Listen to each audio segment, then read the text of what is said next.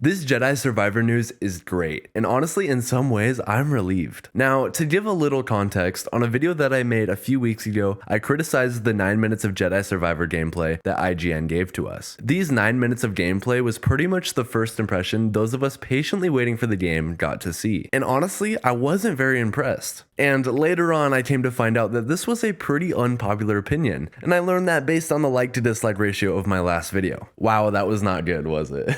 I mean, to be fair, it was a little clickbait, but seriously, I had a few concerns with the gameplay they showcased. It honestly looked exactly like the first game, and worst of all, Cal still runs like he has a loaded diaper. And I am not talking about Roderick's band. Like seriously, I hope they delayed this game 6 weeks just to fix his running animation, because wow, it can really be bad at some points. In all seriousness, the main problem I had with the gameplay reveal was how nothing seemed fresh and new. I got a lot of comments on the last video saying things like, oh, I was nitpicking, and of course the sequel is supposed to look just like the original. And while yes, these are completely fair and validated points, I still felt like the gameplay was lacking and showed very few new creative ideas on display. Despite some minor changes here and there with things like the HUD and new lightsaber combination and force abilities, it looked like nothing more than a DLC of the very first game. While originally I had these concerns, I was under the impression that Respawn and EA were just holding out their best content for a later date, and thankfully, I was right. A few days ago, on February 21st, IGN, who's been releasing a lot of content on Jedi Survivor, showcased off even more gameplay. The video in question is a lot different than the first 9 minutes of gameplay we received. The first video that came out a few weeks ago was essentially 9 minutes of tame gameplay with a little commentary. That video showcased the planet of Kobo, and frankly, it seemed kinda boring. However, with this new video that IGN released, we now know much more about the game. The lucky IGN employee who got to spend 5 hours playing the game had quite a bit to say in this video. He appears to be genuinely thrilled with the improvements that Survivor has reportedly made over Fallen Order, and he even directly addresses some of the biggest issues with Fallen Order here.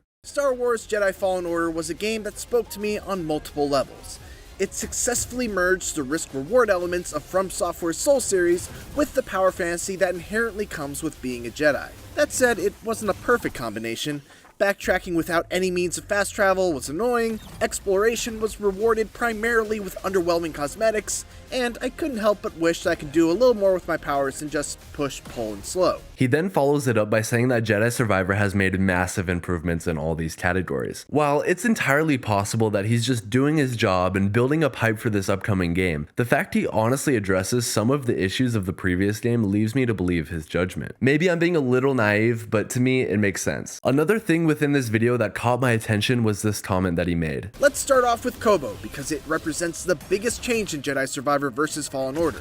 A vast open world that sprawls out in every direction, with interesting encounters and rewards everywhere you turn. While this claim is much more of a blanket statement, he goes on to give specific details. The world he describes is much less linear than the previous title. He stated that in one direction there was a hidden cave with boss fights, in another there was a raider camp, and in another direction there was a chamber with a giant puzzle room. He moves on to mention cosmetics and how Cal now has customizable hairstyles and fully unique outfits rather than just changing his poncho. He then goes on about improvements in the navigation systems. Kobo is massive, but thankfully I never felt lost thanks to some truly excellent map features, like automatic markers that highlight passageways that lead to unexplored areas, symbols that let you know what areas you can't access yet with your current abilities, a trail that marks the way you just came, and of course, fast travel. Thank Yoda for fast travel. While all of this is great and I'm very happy to be making this video, perhaps the single most interesting thing we learned here occurs at the end of the video. On this unnamed moon planet, Cal goes against enemies hiding in the shadows,